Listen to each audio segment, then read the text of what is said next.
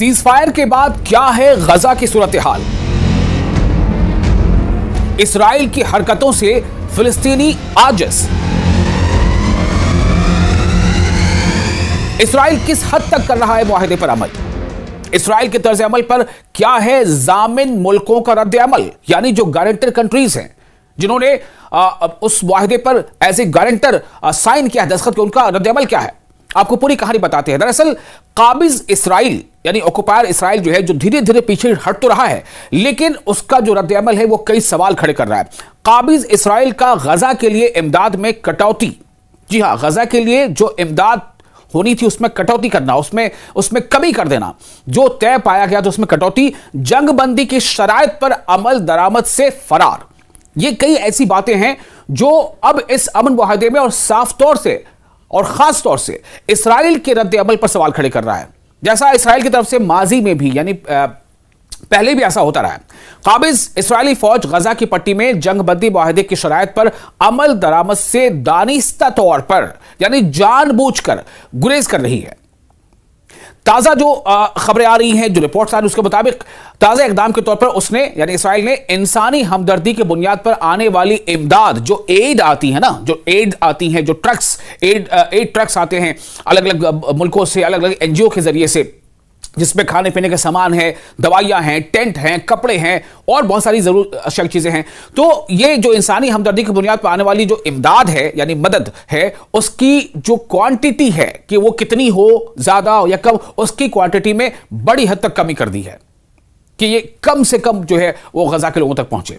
और साथ ही साथ जो गजा के लोग जिन्हें शहीद मानते हैं, जिन्होंने अपने इस जद्दोजहद में जिन्होंने अपने को खोया, जिन्हें वो शहीद मानते हैं, उन शहीदों की मैयतों की वापसी के तयशुदा उसूलों पर भी अमल नहीं किया है।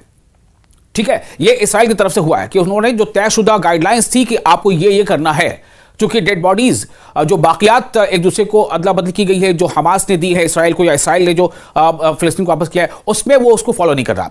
इब्रानी ज़राए अबलाग ने जो सोर्सेज हैं मीडिया के, उससे जो जानकारी मिल रही है उसके मुताबिक काबिज इसराइल ने गजा के खिलाफ नई पाबंदी आयद करने का मंसूबा तैयार कर लिया है। मंसूबा तैयार किया, आप ये कह रहे हैं, मैं ये नहीं कह रहा हूं कि उसने इंप्लीमेंट कर दिया। जो रिपोर्ट्स आ रही है उसके मुताबिक गजा के खिलाफ नई पाबंदी आयद करने का मंसूबा तैयार कर लिया, जिनमें रफा गुजरगाह न खोलना, रफा जो क्रॉसिंग है, रफा क्रॉसिंग को नहीं खोला जाएगा। अब आप सोचें कि यही वो क्रॉसिंग है जो कहीं ना कहीं मिस्र से गजा की तरफ आने वाली तमाम एड्स की जो ट्रक्स हैं उनको आने का एक रास्ता है। तो रफा गुजरगाह को ना खोलना, इमदादी सामान की तरसील महदूद करना, यानी कि उसकी जो सप्लाई है, जो एड जो के सामान है, जैसा मैंने पहले बताया कि दवाइयां हैं, पीने का पानी है, किताबें हैं, टेंट्स हैं, कपड़े हैं, खाने पीने के सामान है, उनकी फराहमी यानी उसकी जो सप्लाई उसको महदूद कर देना, उसको लिमिट कर देना, इस तरह का मंसूबा इसराइल तैयार कर रहा है।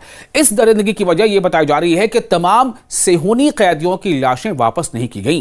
यानी इसराइल यह कह रहा है कि जितने भी जो इसराइली डेड बॉडीज हमास को देना था इसराइल को, तो इसराइल का कहना है कि उतने हमें वापस नहीं किया गया। हालांकि यह सब कुछ तय जो गाइडलाइंस है और जो तय हुआ है उसके मुताबिक हो रहा है।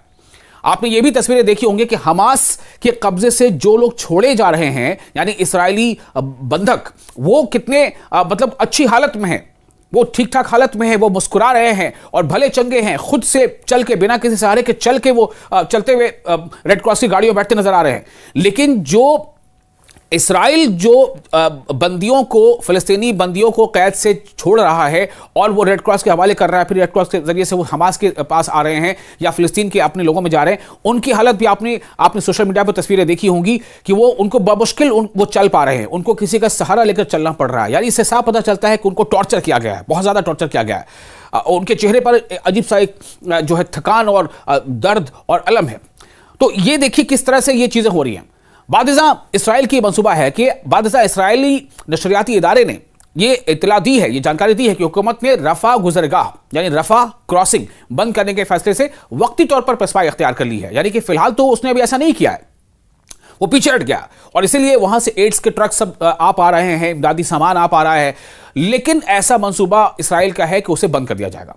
अक़वाम मुत्तहिदा ने यानी यूनाइटेड नेशंस ने इस बात की पुष्टि की है, तस्दीक की है कि काबिज इसराइली हुक्काम ने बाकायदा नोटिस के जरिए आगाह कर दिया है कि वो गजा में दाखिल होने वाली इमदादी गाड़ियों की तादाद को आधा कर रहे हैं।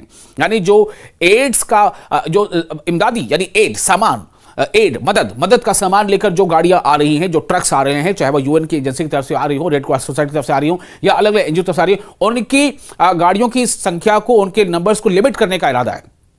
ऐसा उसने अपने अफसरान को हुक्म दे दिया। इस्राइल ने जंगबंदी के बाद रोजाना 600 ट्रकों की इजाजत देने का वादा किया था। आप सोचें, जब सीज फायर जब से लागू हुआ है तब से क्या वादा था इस्राइल का, किस बात पर एग्रीमेंट हुआ था कि रोजाना 600 ट्रक की इजाजत देने जो है वो रफा क्रॉसिंग के जरिए से गजा में दाखिल होंगी, 600 ट्रक। लेकिन अब उसमें कमी की बात सामने आ रही है। अक़वाम मुत्तहिदा के सेक्रेटरी जनरल के नायब तर्जुमान, नायब मतलब होते हैं डेप्यूटी, वाइस जो स्पोक्स पर्सन है, फरहान हक ने गुज़िश्ता शब न्यूयॉर्क में एक प्रेस कॉन्फ्रेंस में बताया कि इस्राइल के सिविल इंतजामिया ने अक़वाम मुत्तहिदा को यानी यूएन को, यूनाइटेड नेशन को एक सरकारी पैगाम के जरिए आगाह किया है कि वो लाशों की वापसी के बहाने एड्स ट्रक, इमदादी ट्रक यानी राहत का सामान लाने वाले ट्रकों की तादाद कम कर रही है। अब देखें, यह है उसकी नीयत, यह है उसकी चाल। उन्होंने यह भी कहा कि अक़वाम मुत्तहिदा को इस इत्तला का इल्म है और वो गजा के अवाम तक ज्यादा से ज्यादा इंसानी इमदाद पहुंचाने के लिए कोशां है, यानी इस कोशिश में है। फरहान हक ने वाज़ेह किया है कि यूनाइटेड नेशंस तमाम जो उसके स्टेक होल्डर्स हैं, उन तमाम स्टेक होल्डर से मुतालबा करती है, ये उनसे कहती है, अपील करती है कि वो अपने वादों की पाबंदी करें जिनमें लाशों की वापसी और जंगबंदी की दीगर शिक जो उसके सबलाइंस है, जो उनके रूल्स तय किए गए हैं, गाइडलाइन तय किए गए, दीगर शिकों पर मुकम्मल अमल दरामद शामिल है, खासतौर से इंसानी इमदाद के तसलसल को यकीनी बनाया जाना। दूसरी जानिब जो यूरोप मुतवस्सिती इंसानी हुकूक मरकज ने, यानी कि जो मिड ईस्ट की तरफ से जो इंसानी हुकूक यानी ह्यूमन राइट्स की बात करने वाली जो सेंटर्स हैं, उन्होंने खबरदार किया है, ये वार्निंग दी है कि गजा में कहत यानी कि स्टार्वेशन, ग़िज़ाई क़िल्लत यानी खाने पीने के सामानों की कमी और भूख का खतरा अब भी बरकरार है। ये कौन कह रहा है? ये जो यूरोप के लेकर की जो ह्यूमन राइट्स की कंपनियां, जो ह्यूमन राइट्स की जो तंजीम है, वो कह रही है कि अभी बरकरार है। बयान में कहा गया है कि काबिज़ इसराइल ने नानिस्ता तौर पर गजा पर 2 साला फौजी जारी है तो मुकम्मल मुआसरे के दौरान कहत को बतौर हथियार इस्तेमाल किया है। आगे ऐसा न हो, इस बात की वो अपील कर रहे हैं, आगाह कर रहे हैं तमाम स्टेक होल्डर से। सीज फायर के बाद क्या है गजा की सूरत हाल? इस्राइल की हरकतों से फिलिस्तीनी आजिज़। इस्राइल किस हद तक कर रहा है मुआहदे पर अमल?